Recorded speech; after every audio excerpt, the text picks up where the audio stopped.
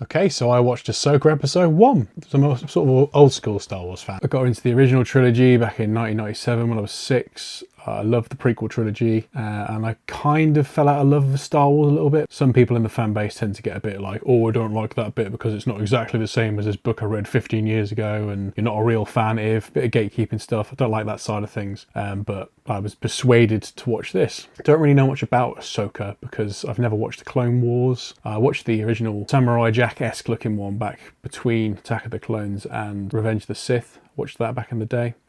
But I'm not like big up on Clone Wars or Rebels or anything like that. I know it exists and I'm sure it's very, very good. I'm not watching it for any other reason. I just haven't got round to it. But no, I thought I'd check this out because I've heard it's very good. Not watched The Mandalorian either. So this is my first, other than Obi-Wan Kenobi series, which I thought was okay. I had some really good parts and some not so good parts. This is my first real series that's like an original new type thing, the Star Wars. Okay, so I'm just going to sort of go through it and just talk about my thoughts on it and everything like that. So firstly, it opens with like a red opening crawl, which feels sort of similar to the original Star Wars films, but it's not like angled like the original Star Wars films. It's very flat and red, and the music's not as upbeat and exciting. It's a bit more ominous, which kind of sets the tone that things are going to be a bit darker maybe than Star Wars and the films. The first sort of scene is this sort of spaceship type thing, and there's this blue looking C-3PO thing, which is clearly there to sell another toy, I guess. It's sitting there in the spaceship. All looks really cool. This ship lands and these two people that look like Jedi come out of it, and this guy on the ship is like giving them lip saying, no, you can't fool me, no mate, you're not getting past me. That you really, yeah, which is quite good to see because you don't get this whole trusting thing of, oh, you know, it always seems in quite a lot of Star Wars things, including the old films, everyone's really easy to fool, but this guy's not having any of it. He's just like, no, you're not getting past me, mate. I don't believe for 1 minute that you're like a Jedi, considering they don't exist anymore, and you're wearing a black cloak. I mean, that kind of gives things away, usually, doesn't it? You actually think when he walks off the ship, I thought for a second it was the Emperor because of how he's dressed. Apparently this guy here is called Baylan Skroll, which sounds very Game of Thrones-esque, and he's got this Padawan learner with him who is really cool. I like her. I think she's called Shin Hati, something like that. She's got the like Ewan McGregor Padawan like ponytail thing on the side, which is really cool. I know that's a Padawan thing in Star Wars, but I think it's a nice little touch. It looks cool. I mean, it's hilarious seeing the calamari alien, Admiral Akbar looking alien wearing a helmet. That's just hilarious. I mean, it's so funny. There's like it feels like the whole thing here feels like a bit of an homage to the Star Wars Episode 1, where Obi-Wan and Qui-Gon come in at the beginning and land. It feels like a sort of twisted version of that, which is quite interesting. And it really pays homage to the line in the first Star Wars film where Obi-Wan Kenobi turns around and goes, "You don't need to see my identification." The guy asks for Baylan's identification and he goes, "Here's my identification," and just has him, which is hilarious. I mean, like there's a bit of a callback there, but also like a bit like flipping the table on the trope, which I think is really cool and interesting because this guy's clearly a bad guy and Obi-Wan was clearly a good guy. So I like that. They rescue this character called Morgan from prison, who knows who Ahsoka is. I don't know what that means. I don't know if this person's in Rebels or any other series, but they're breaking this person out, who's clearly important. There's all sorts of notes talking about Grand Admiral Thrawn, who was in the books, I think, originally. I remember him from TIE Fighter, that game from the early 90s, which shows my age. And I think he's in Rebels as well. He's this blue dude. Something about new Star Wars content and maps. They really like their maps. It's like in the 7th film where it's like, oh my god, we're going to find a map to Skywalker, and here it's like, let's find a map to Thrawn. It's a bit odd because like these guys are hiding. Why would they like hide a map to come and find them if they were hiding? Surely that's the last thing they do. I don't know. I mean, it's a bit weird to me, but whatever. Maybe it'll make sense in a bit. Ahsoka and her droid Hu Yang, I think his name is, get the map to go and find Thrawn from this sort of cave. And there's this like interesting scene because it's very like the staff scene in Indiana Jones and Raiders of the Lost Ark. So, you know, the Lucasfilm vibes really going on here. Clearly this person is very influenced by George Lucas and LucasArts.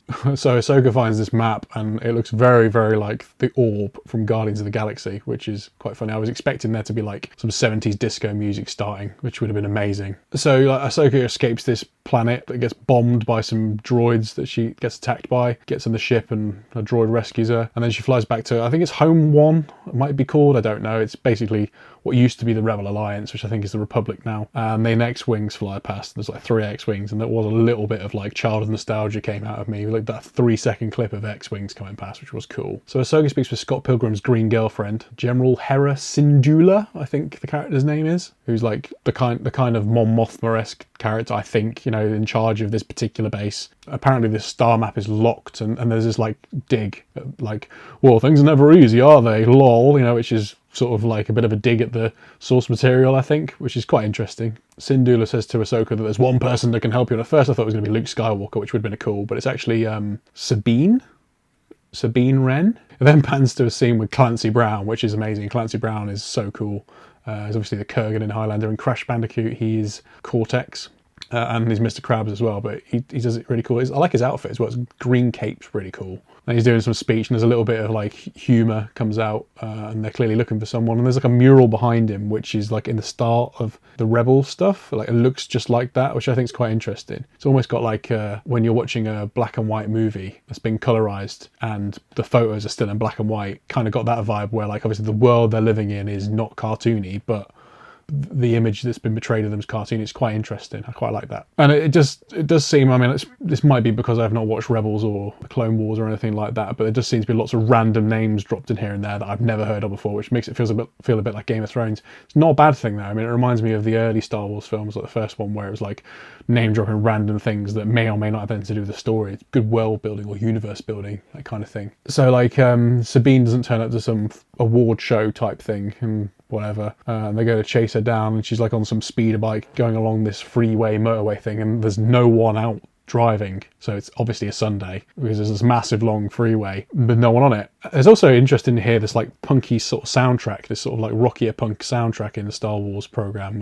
It's very welcome though. It sounds really cool, and I guess it's kind of like a character theme with the character of Sabine, who I quite like as well. Got that AWOL, I'm not going to do what you tell me type vibe going on. Oh, and Sabine's pet cat frog thing, I don't know what it's called, I'm probably going to find out, is amazing and really cute, so I like that. So eventually, after a few scenes of establishing that Sabine is clearly missing her friend Ezra, I keep thinking of George Ezra every time I hear it. I'm expecting like George Ezra to come out and start playing a song, which would be really funny. So there's like a bit of backstory stuff going on there that clearly Sabine's missing this character who I think is in Rebels, but I wouldn't know because I've not seen it. I think it's cool because I don't think I need to have seen Rebels, so it feels like I'm jumping like into a sort of fourth or fifth act of a story. Which is kind of what Star Wars is all about, which is the original film was obviously the fourth episode, and it doesn't feel like I've really missed out on anything. It's establishing the story quite well and who these characters are and what their motivations are. Even though I don't know who the characters they're referring to are, I think enough is said about them and their relationships with them to make it accessible to me, which is good. So eventually Ahsoka bumps into Sabine. Sabine sort of eventually comes back and Clancy Brown's like, where were you? Blah, blah, blah, blah. And she's like, oh, was that yesterday? I didn't know. All this sort of stuff, which is like, standard. Oh yeah, I was being silly, lol. Ahsoka's like, I need your help, and it might lead to Ezra. And of course, it links in to the fact that the motivation for Sabine's clearly to find her friend, and Ahsoka can help her do it. And it's like, you nearly became a Jedi, but you weren't really a Jedi. And there's lots of stuff going on about how, they're not really Jedi, but they really want to be Jedi, but they don't want to be Jedi. And there's all this sort of vibe going on in the background, which is interesting. So Sabine takes this map and takes it home to her cat frog thing, which is really cool, and then starts to decode it and finds the solution to the puzzle with something to do with three corner things. So clearly Sabine's very clever, and then all of a sudden, as soon as she solves it, these droids come in and are like, no, and then she becomes very kung fu and starts beating the living daylights out of them, which is really cool to see. I like that. It wasn't like necessarily using a sword or lightsaber or anything like that. It was like proper hand fisticuff stuff, which was cool.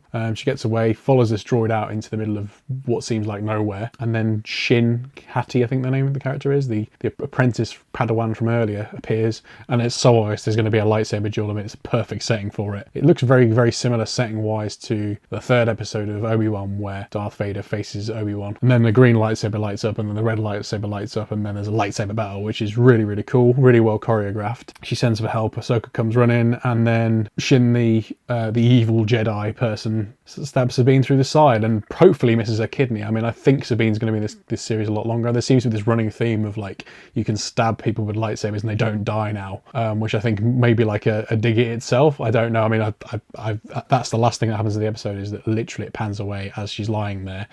Presumably she's going to be okay, but I don't know. So that's the cliffhanger. This evil Jedi apprentice woman runs off with the key and the map. Really cool. There's also like a little homage, I think, earlier on in the program, where like there's like one of the characters is looking at a wall and there's like a little rabbit, and I think it's supposed to be Max from Sam and Max, which I think is another link to Lucasfilm.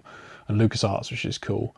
They name drop Anakin, which is interesting. And this is obviously, like, I know that Anakin is obviously Ahsoka's master. That's like one of the only things I know about the Clone Wars. So yeah, he was name dropped, and there's clearly going to be some story bits going on there, obviously. But no, it's a really, really cool. I mean, there was some throwbacks that were very subtle. I think that the choreography is really good. It's not just based off of, you know, hitty lightsaber. There's also the physicality of the sort of driving, the physicality of the sort of punch-up nature of things. The supporting droid characters seem quite interesting. They're not quite on the annoying level of C-3PO in the original films, but they have that, like, backdrop, you know, almost like they're narrating the story in some way, but they're not the sole focus. What's interesting is that, even though the series is called Ahsoka, I didn't really think it was her story this episode. It seemed very much more like it was Sabine's episode. I mean, presumably as the series goes on, it will be more about Ahsoka as well, but it doesn't feel like Obi-Wan did, where it was solely focused on him and his relationship with Leia. It seems very much like this could be a bit of an ensemble program, which is interesting. And the lightsaber stuff was good to see, really nice. It wasn't sort of over the top choreography in terms of, like, you know, doing backflips and stuff like that. It did felt quite emotional. You know, there's clearly this Dark Apprentice, Shin, has been, you know, there's clearly some motivation for her. She's, you know, not said too much yet, but I instantly liked the character. The look was fantastic, and there's clearly some sort of backstory is going to come out there, and it seems like they're setting a rivalry up between her and Sabine. Don't know whether there's been some past meeting, not sure. Don't know if the character's been in any of the program. Baylan Skroll was badass with his line. I think my favourite characters are the two Dark Jedi so far, though. And I quite like Sabine. So yeah, I would say I'm hooked, and I'm looking forward to the next episode. So let me know what you think in the comments, and thank you for watching. See you later.